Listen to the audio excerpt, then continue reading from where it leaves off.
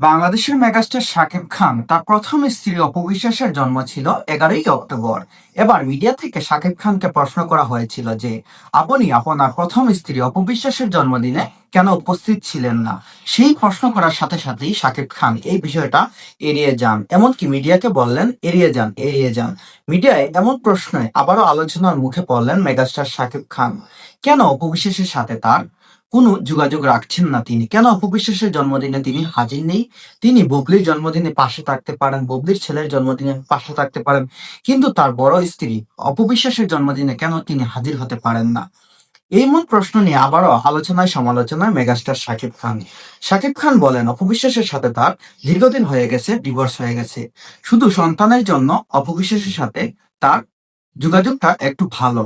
এছাড়া অপু বিশ্বাসের সাথে তার এক্সট্রা কোনো সম্পর্ক নেই। কিন্তু অপু বিশ্বাস তার উল্টোটাই। অপু বিশ্বাসকে মিডিয়ায় প্রশ্ন করা হয়েছিল যে শাকিব খানের সাথে আপনার সংসার কেমন চলছে। অপু বিশ্বাস বললেন যে এটা আমার ব্যক্তিগত ব্যাপার, আমি কখনো আর এর ব্যক্তিগত ব্যাপার বাইরে কারোর সাথে শেয়ার করতে যাব না, কারণ আমি শাকিব খানকে ভালোবাসি, আমার পরিবার এবং আমার একটা সন্তান আছে।